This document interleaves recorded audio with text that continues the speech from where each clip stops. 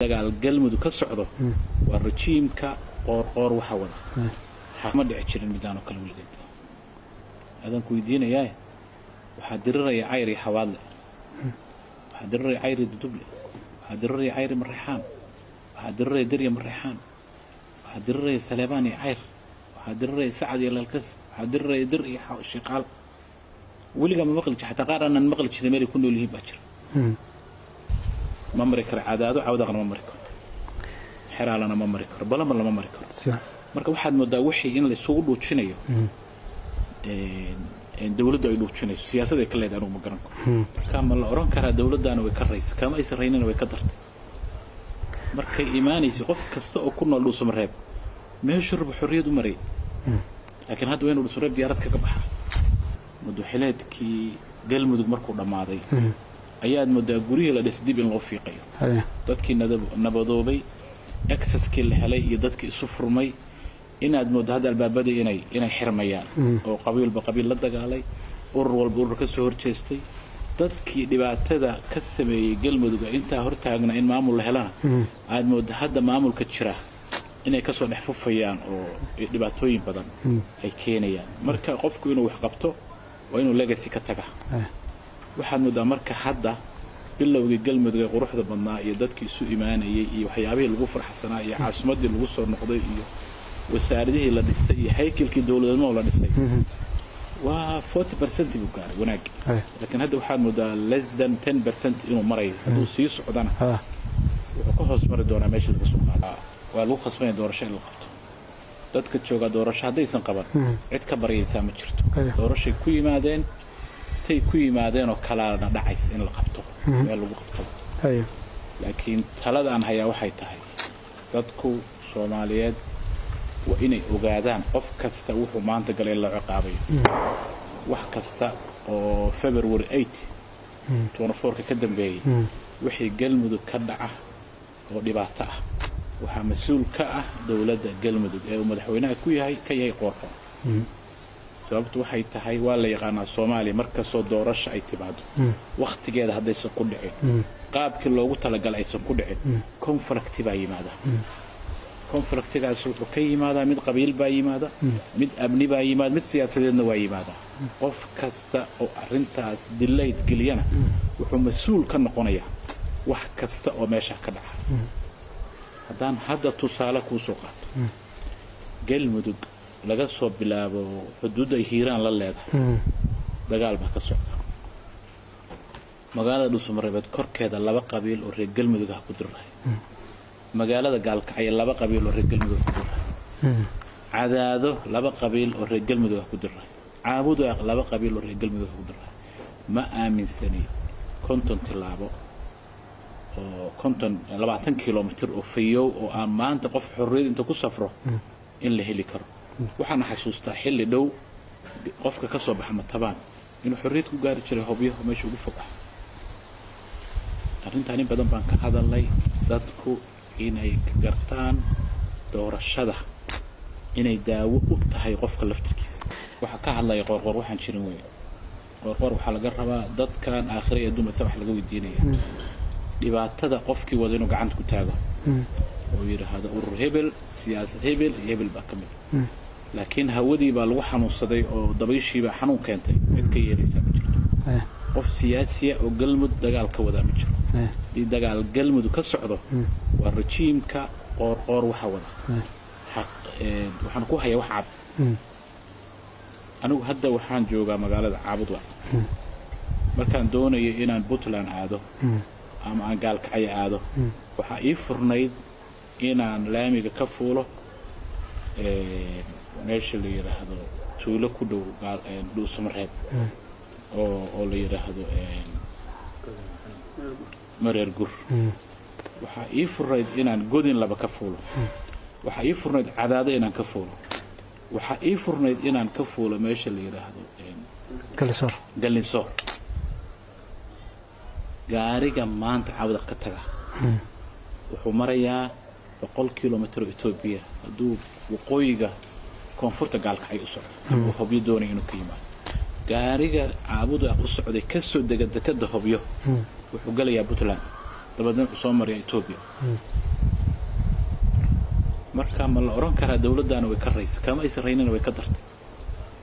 markay iimaanaysi qof kasta oo ku nool Dhuusamareeb meeshu rabo xorriyad u maray laakiin hadda waynu Dhuusamareeb diyaarad kaga baxaa ma mari karo cadaado cawdaqna ma mari karo xiraalana ma mari karo balama lama mari karo marka waxaad moodaa wixii in la isugu dhuujinayo dawladda ay dhuujinayso siyaasadda ay ka leedahay anigu ma garan karo haddii wax cad oo evidence la taaban kara oo qorqorhayo ama ay tiimkiisu hayaan waa inay yiraahdaan waxaana saana iyo waxaana sidaan iyo qofkaan iyo dhurkaana ka dambeeyo the secondly tan kale waxay tahay dawladdu aan ognahay inaanay awood badan lahayn oo ciidankeedu dadka dagaalamaya ay ka mid yihiin waan ognahay dawladdu inay markii ciidan meel loo diro labada qabiil u safanayaan laakiin hal qodob ay awoodi karaan baa jira haddii dhibaato timaado oo conflict yimaadaan oo laba qabiil ama laba urur ama laba group ay diraan inay cadayso dad badan oo xalliyaa jira si traditional wax loo xalliyaa jira qabiilo wax xalliyaa jira muhiimaddu waxay tahay inay yiraahdaan maanta halka dhibaatadaas ka dhacday gardaradana waxa lahaa ama qoys hebel ama qof hebel si qofkaas dadka Soomaaliyeed u bartaan laakiin haddii dhibaato dhacdo 200 qof ay dhintaan arrintoodu waa ciidiina gar leh calina gar leh labadii qabiil inay midba dhig wax ugu sheegaan oo dhan adinka saxan adinkuna adinka saxan taasina fair ma ah waxa fair ah qofka gardarada leh iyo cidda gardarada in la yiraahdo hebel iyo hebel ama reer hebel baa dhibaatada dhacday maanta in la heli karo xataa even ma awoodi waayeen inay sameeyaan waxa la yiraahdo press release ay dhahaan dhibaatadaas dhacday waxaasay ka bilaabatay waxaasana koosgareeyay qoladaasana ku khaldan mid anigu la yaabana waxay awoodi ciidan kala celin iyo dadka xirxiris midna kama barno laakiin inay cadaalad samayso iyada meesha dawladka oo oran karto qoladana khaldan iyo kuwana khaldan ma dhici jirin midaan oo kale weligeed adan ku weydiinayaa waxa diriraya ayri xawaadle waxa diriraya ayri duduble waxa diriraya ayri marixaan waxa diriraya dirya marixaan waxa diriraya Saleebaan iyo ayr waxa diriraya Sacad iyo Lalkas waxa diriraya dir iyo Shiqaal weliga ma maqli xataa qaaraan maqli jiray meel ku nool yihiin baa jira marka waxa ka dhici jirin galmud bala ma ka dhici jirin galmud horeen uga dhici jirin talanta haday dhacaan hal dagaal haduu dhaco qabiilada kala soo gurman jiray oo meesha wax ka qaban jiray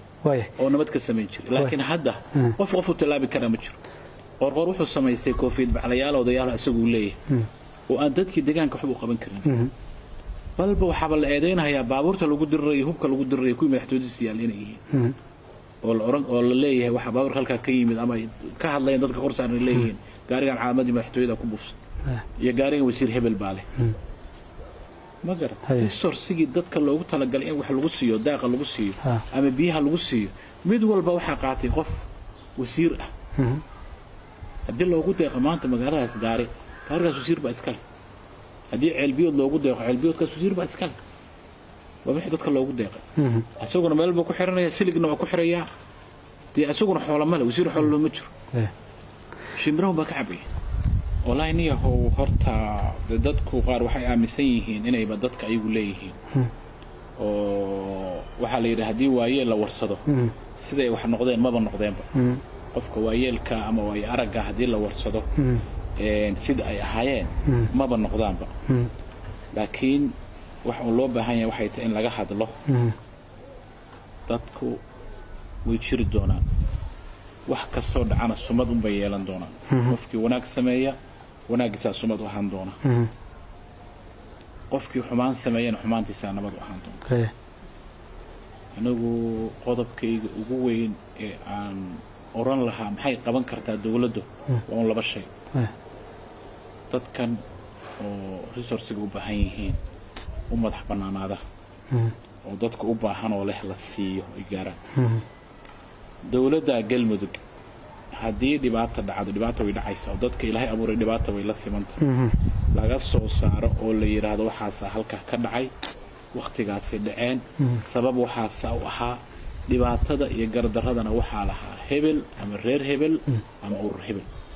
inta waxay noqon kartaa cadaaladda wax la yiraahdo ay noqon kartaa laakiin hadda hadii laba qabiil dirto oo la yiraahdo war adinkuna garbaad leedihiin انت qolaba mar madaxweynaha u tagtay yiraahdaan adinka saxan adinkuna sina u yiraahdo adinka saxan labadii qof oo dhabarka laga taabtay oo la sheegi jiray weeyaan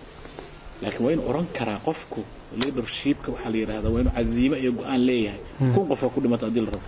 waa inuu oran kara qofka leadershipka ama madaxweynaha aan noqdo ama qofkii loo wakiishan noqdo inuu oran karo wariyaha waad khaldanta qofka laftirkiisu ku xisaabtamay hadaan anigu yiraahdo adigu waad khaldanta maanta ku yiraahdo maskaxdaada hadaad markaad seexatay kugu soo maaxanaysa waay baad leedahay maxaa la yiri waad khaldanta laakiin hadaan ku yiraahdo inta dib samayso oo dad laysan ku yiraahdo waad saxanta oo laga gardaray kii la laayeen aan yiraahdo wari adna waa laga waad saxanta waa laga gardaray marka malaynin jin inta yimid dadkii malaynin walba qof in mid la helaa cadaaladii loo sameeyo ama walow gabayada aan aad u aqoonin gabay hadraaw tiriyay abwaanka hadraaw gaarey sorry gaarey tiriyay oo ahaa wuxuu ka hadlay markaas Soomaaliland sidii loo dhisay gabaygaas waxa ku jiray ma hubo inaan khaldi doonaan sii doono dharaar baa iman doonta iyadoo iswada weeday oo loo rogi doono dharaar baa iman doonta dadka sool iyo awdal ee aadan waxa ka rateen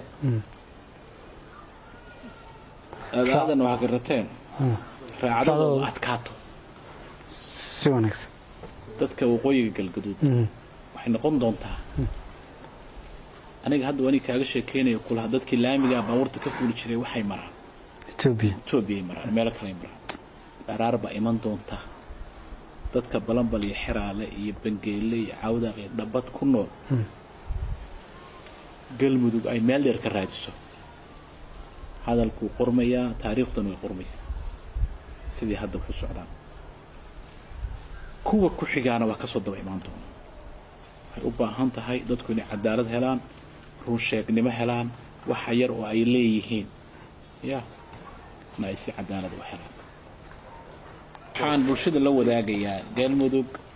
waxay u baahan tahay doorasho galmudug waxay u baahan tahay February 8 wixii ka dambeeyay dadka maamulka galmudug in lagu xisaabtamo soon degdeg